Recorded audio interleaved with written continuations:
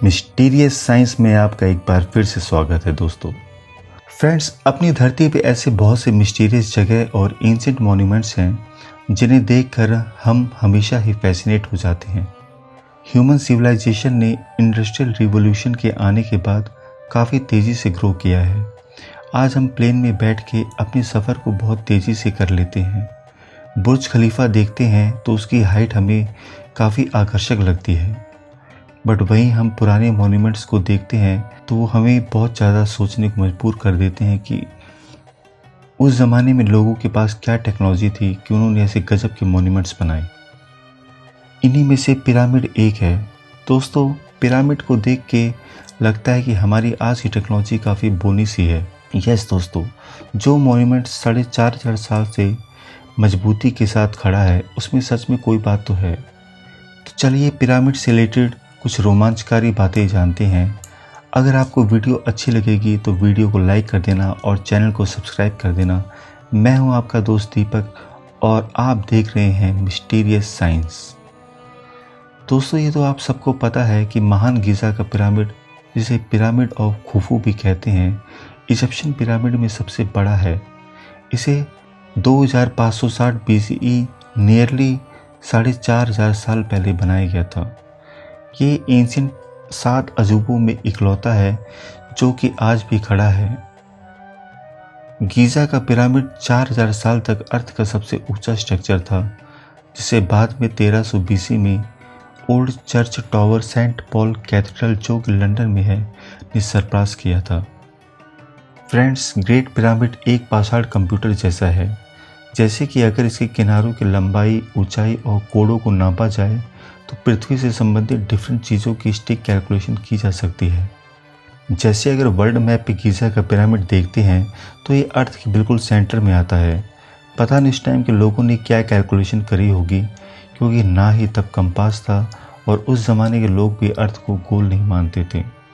दोस्तों, great pyramid में पत्थरों का प्रयोग इस प्रकार किया गया है कि उसके अंदर का टेम्परेचर हमेशा बराबर और पृथ्वी के एवरेज टेम्परेचर 20 डिग्री सेल्सियस के बराबर रहता है।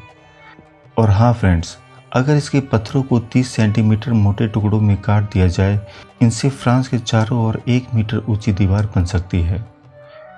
पिरामिड के नींव के चारों कोनों के पत्थरों में बॉल और सॉकेट बनाए गए हैं ताकि ऊष्मा से होने वाले प्रसार और भूकंप से इसे सेफ रखा जाए। तभी तो ये फ्रेंड्स आज तक काफ़ी मजबूती से खड़ा है। दोस्तों, मिस्रवासी पिरामिड का इस्तेमाल वेधशाला, कैलेंडर, सनडायल और सूर्य की परिक्रमा में पृथ्वी की गति तथा लाइट की स्पीड को जानने के लिए करते थे। कितने मिस्टीरियस लोग थे वो। ये सब सुन के हम लोगों के मन में ख्याल आता है कि कहीं उनका कोई कनेक्शन एलियन से तो नहीं था, क्योंकि पिरामिड को बनाते हुए इतने भारी पत्थरों को खींचना, जिनका वेट 3 टन ईच के अप्रॉक्स है, वो बिना लिफ्ट के, काफ़ी सोचने वाली बात है।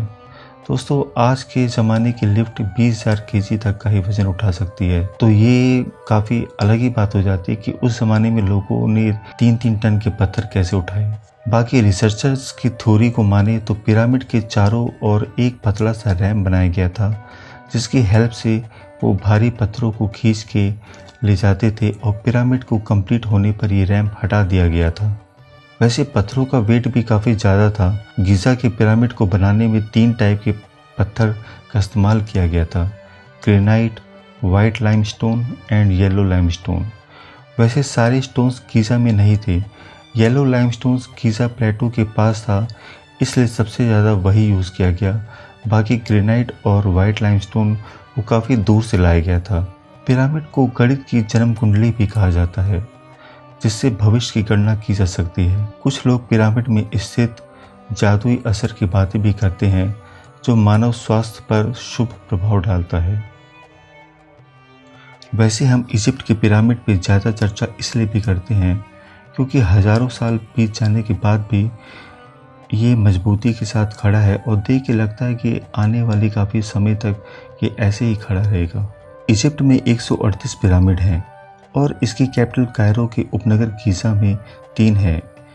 इन्हीं तीनों में गीज़ा का ग्रेट पिरामिड प्राचीन 7 अजूबों में इकलौता है। बाकी प्राचीन अजूबों तो समय की धूल में गुम हो गए। दोस्तों, गीज़ा में बने तीनों पिरामिड्स, जिनमें से एक, जिसे हम ग्रेट पिरामिड ऑफ गीज़ा कहते हैं, सबसे बड़ा पिरामिड है। गीज़ा काफ़ी बड़ा एरिया है जो कि नील नदी के पास है। गीज़ा में बने तीनों पिरामिड्स, जिनमें वहाँ के राजा, जिन्हें फ़ैरोज़ कहा जाता था, इनका मम्मीफिकेशन करके दफनाया जाता था और मरने के बाद राजा से रिलेटेड जितने भी जो भी वो ज़माने में अपने सामान यूज़ करते थे, कपड़े, सोना, ये सब उनके साथ ही दफना दिए जाते थे। गीज़ा पिरामिड के चारों कोनों की लंबाई 756 फीट ईच और ये हमारे अर्थ के 4 कोनों को परफेक्टली अलाइन करते हैं। पर कैसे? और इसकी ऊंचाई 481 फीट है और इसमें तकरीबन 2.3 मिलियन स्टोन्स लगे हैं, जिसमें हर एक स्टोन का वेट 3 टन के अराउंड है, जो कि गीज़ा के पिरामिड का टोटल वेट 6.5 मिलियन टन कर देते हैं। दोस्तों, गीज़ा का पिरामिड को कुछ इस प्रकार डिज़ाइन किया गया है। ये आकाश में मौजूद ओरिएंट स्टार से बिल्कुल परफेक्टली अलाइन है। ये सब देख के और समझ के पिरामिड्स और हमारे क्यूरियोसिटी को बढ़ाता है। क्या इजिप्शियन लोगों के पास एलियन से कॉन्टैक्ट थे जिन्होंने इसे बनाने में उनकी मदद करी?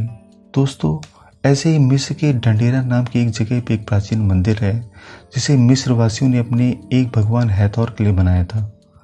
इस मंदिर की दीवार पे एक चित्र बना हुआ है जो प्राचीन मिस्र की बिजली की उपस्थिति होने का संकेत देता है। इसे ढंढेरा लाइट भी कहा जाता है। इस मंदिर को ढंढेरा लाइट कॉम्प्लेक्स के नाम से आज भी जाना जाता है।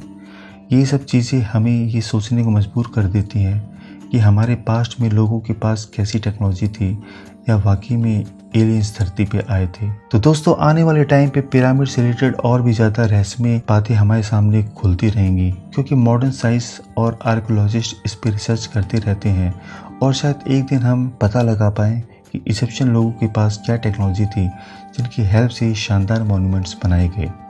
तो दोस्तों, इसी के साथ आज की वीडियो को ख़त्म करते हैं और अगर आपके पास भी इससे रिलेटेड इन्फॉर्मेशन है तो कमेंट बॉक्स में कमेंट ज़रूर करना और वीडियो को एक तगड़ा सा लाइक और कमेंट कर देना और हो सके तो वीडियो अपने दोस्तों को भी शेयर कर देना। इसी के साथ जय हिंद।